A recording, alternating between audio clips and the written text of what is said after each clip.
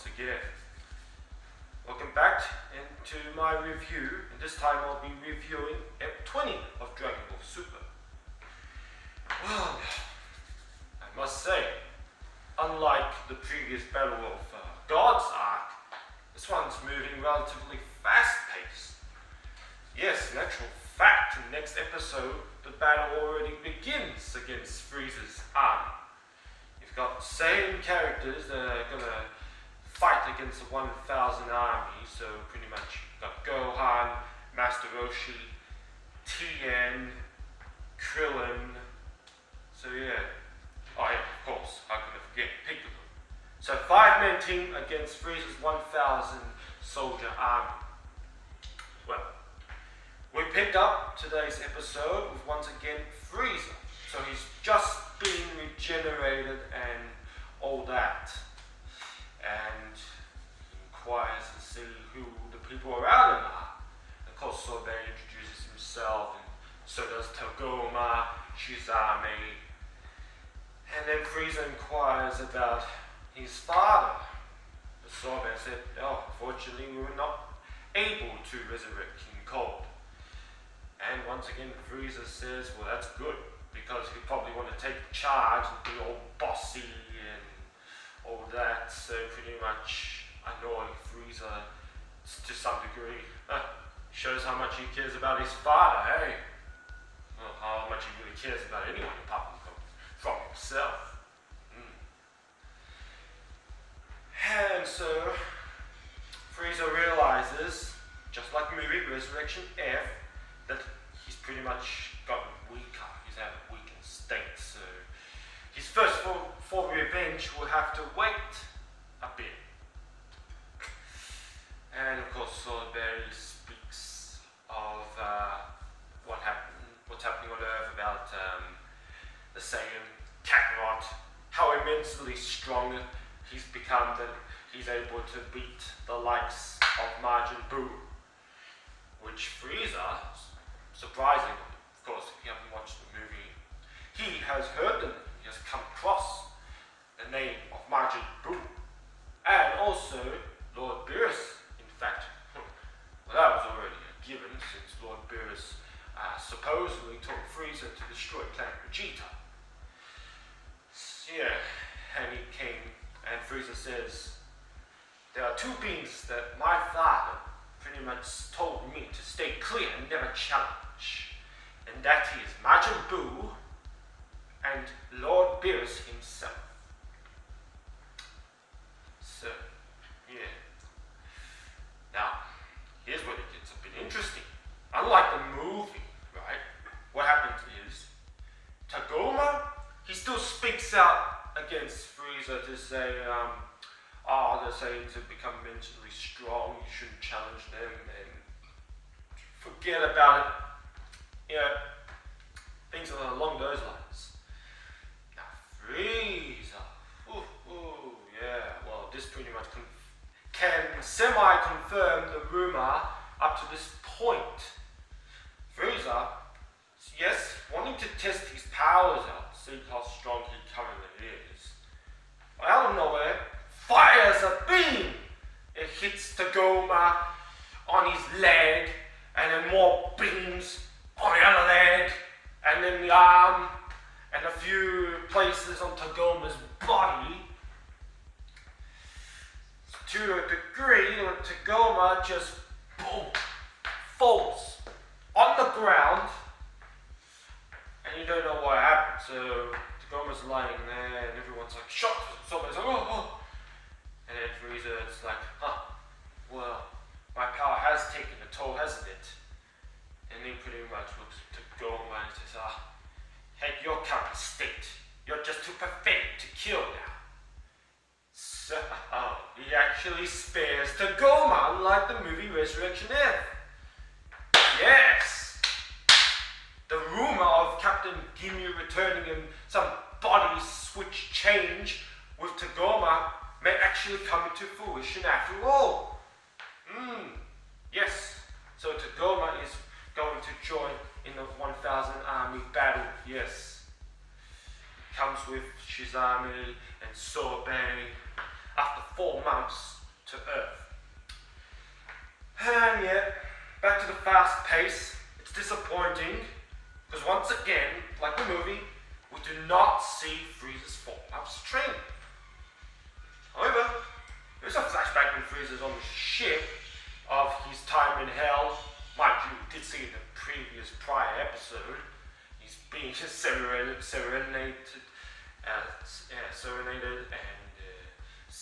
just tortured, if you will, by these angels and teddy bears and all that stuff.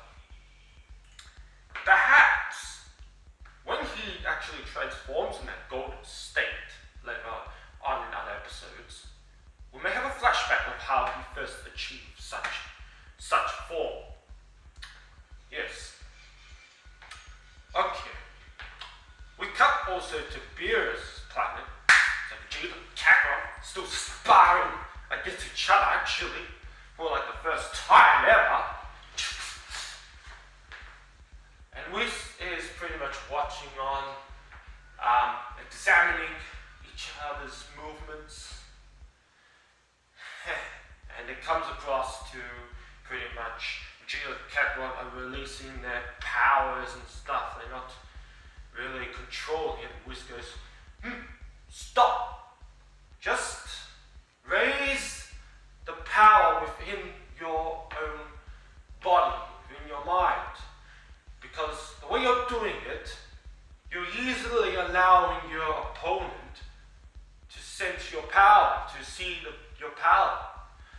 So Vegeta and Kakarot hold their assaults from one another, stand still, close their eyes, they focus, and then they bring out the power for themselves. And they both go charging towards one another, and they both let out a punch! And as soon as they do, as soon as the two fists collide, there's this blue aura, energy, and pretty much we get a glimpse. We don't see it in full. No, not how I was thinking maybe it would be. But we do see a glimpse of the power SSG SS forming. Both Vegeta and Kakarot realize how immensely stronger they've become. Of course, Vegeta's got a grin, so it's like, And Kakarot's surprised, even Whis is like, this is interesting. But before they can examine it further, Beerus actually wakes up from his sleep. So Beerus is like, what's going on here? What are you doing on my planet? And Beerus is like, you want to train and freaking, you want to take my job as God of Destruction? Is that it? Kakarot's like, no, I just want to get stronger. Vegeta's like, not gonna let this fool surpass me. And then Kakarot's like, hey Vegeta, what are you on about? You have already surpassed me as such, you know? Vegeta's like, oh what, by a little? That's not satisfying enough for me. So Vegeta is not satisfied with surpassing Kakarot just by a little. He wants to leave him in the dust. Yeah. Beerus inquires and it's like, how did you Malaki's get here or something? And then Kakarot goes, Whis brought us here and such. And Beerus got the picture. It's like, I see. In exchange for delicious food, no doubt. And Whis is like, yeah. Then he goes pretty much that, I'm pretty much like acting as a food taster. I was tasting the food for you, Beerus, to see if it's worthy, for your tastes. Beerus, what? Really? But it's also funny because like the movie, there's a scene where Beerus, there's a butterfly flying around and tickles Beerus' nose, and Beerus sneezes, and a key ball blast just fires, and Vegeta can't just barely dodge it. It hits like a star planet and boom, explodes. Now, unlike the movie, Whis just simply goes, there's no need to fix it this time. Vegeta and Kakarot, what does that mean? So he didn't reveal, maybe next episode, perhaps, didn't reveal that, unlike the movie, he has the ability ability to reverse time. Yeah. Alright, that's pretty much the end of their scene. 4 months later, Jacko arrives on Earth to warn Ball of the incoming threat, which actually is going to come in an hour's time. So, unlike the movie, it's not Dr. Brief that encounters Jacko, but in fact, Goten and Trunks. Yeah, they've actually included them in this little arc. So they encounter this strange-looking alien being mistaken for like a kid like them and such. And Jacko is like Goten goes, oh, is that like just, no, Trunks goes, oh, this tight clothes or something. And it's like, that's not clothes, this is my skin and all that. So they're mucking around playing with Jacko, and Goten pulls like this. You think it's like an ear off and he falls off the ship, and then Jacko explains, that's not my ear, that's a freaking communication device. Yeah. And pretty much anyway, so it's like, oh, where's Bulma? I need to speak to Bulma. Kid Trunks goes, yeah, well, she's my mother, you know, like, what do you want with her or something? And it's like, what? Your mother? And it's like, Jacko is surprised that he didn't expect Bulma would become a mother, of course, or something. Anyway, so they get Bulma comes, like the movie pretty much. Jacko shows us a funny new picture of Frieza that he drew. Bulma's like, he looks more comedic than threatening and such. And so Jacko goes pretty much, it's like, Frieza's gonna come here with 1,000-man armies, been revived and all that. And then Bulma's like, what? Like Frieza? It's like, when is he gonna come? Jacko's like, in an hour. And Bulma's like, what? That's not enough time, like, to warn everyone. And Bulma goes and she contacts everyone that she can get in touch with to warn about Frieza's arrival. Yeah, and Goten and Trunks mucking around the ship, and then Jacko's like, I want to meet the one who killed Frieza, defeated Frieza. And Bulma's like, oh, he's not here, like, he's on another planet, he's like training with my husband, you know, and they're on the god of destruction, Beerus planet, and Jacko's like, disbelief. Later, he finds out that, that Bulma's husband, being Vegeta, he's a Saiyan. That makes Kid Trunks half Saiyan. So pretty much before he was like, they were mucking around the ship, and then Jacko was like, oh, get off the ship, you know, don't touch this and that. And he finds out they're Saiyans, and he's like threatening, and he's like, oh, no, don't worry, have fun, you know, have fun you too, you know. And then pressing buttons on the ship, so the ship closes. And while Jacko is talking to Bulma, Goten and Trunks, they moved the ship. And they ended up on the freaking lake in the water. The ship is freaking sinking. And Bulma's like, go to your rooms, you two. So they go to their rooms, and we don't know if they're going to take any further part in this arc, or they just remain in their rooms this entire time. But they're definitely not in summer camp or anywhere far away. No. So we right now we just have the same 5 warriors that were in the movie. And Bulma offers a strawberry parfait sundae, you know, to catch Whis' attention. And Whis doesn't receive the message just like the movie, you know. So she leaves it with Jacko, and she calls him an idiot because it's like very little warning. So Bulma goes and tries to contact the others, and Jacko's like, idiot. And then, so yeah, pretty much she contacts Krillin, who's just he's working as a police officer now, just like the movie.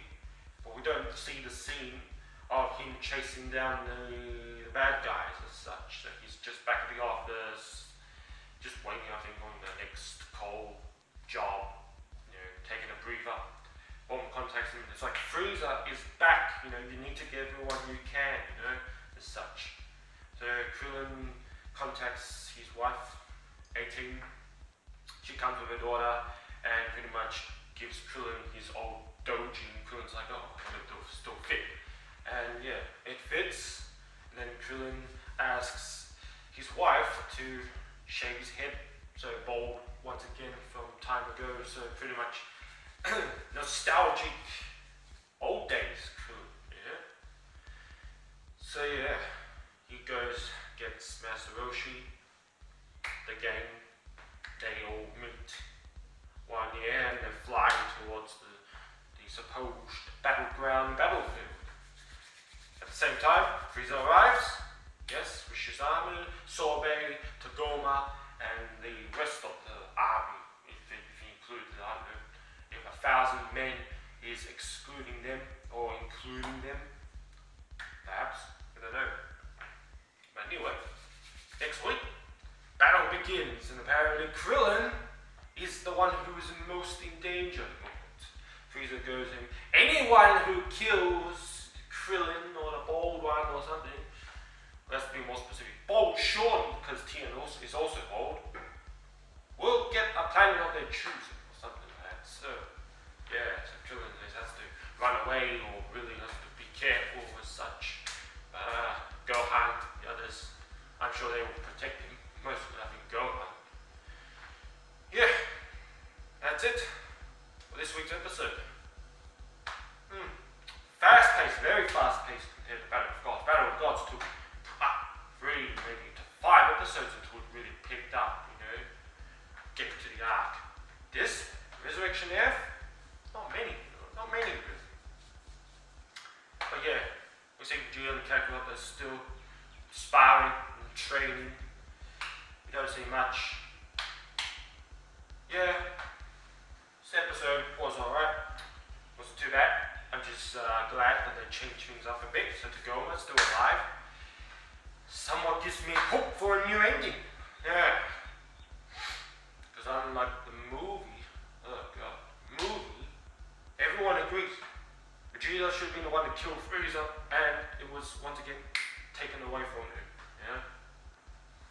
This time, if you can't just be Vegeta, let him and Kakarot defeat the bastard together. Yeah, I'll be somewhat satisfied with that. Well, that's about it, everybody. I hope you enjoyed today's review, and I'll be sure to see each and one of you next time. Oh, and don't forget to Don't forget to like, comment, and subscribe if you want to see future content, which there will be plenty